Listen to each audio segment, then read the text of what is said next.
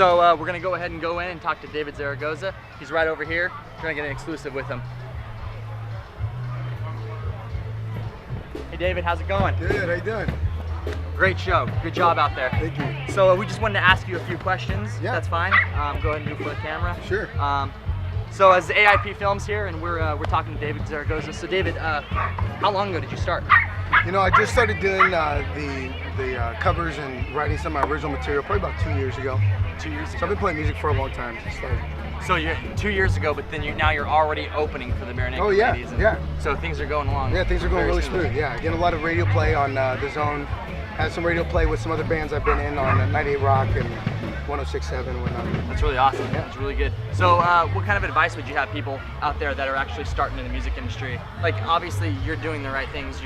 You're already opening for the Barenaked Ladies. I know you have you do a lot of shows up and down Sacramento.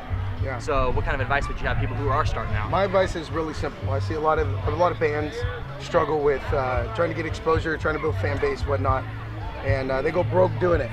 And what I've been doing is writing my material. I learn covers.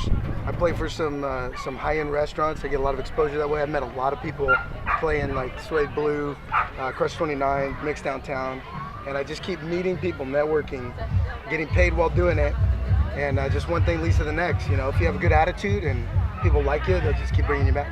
That's awesome. So that's how a lot of your shows have started out, really just networking. Yep. Kind of like the whole Nashville, Tennessee type of approach. Yeah, just meet one person to the next, and one person knows someone else, and you know, there's a lot of artists that will go to some dive bars and whatnot, and there's really nobody there. You know, there's nobody to find you there.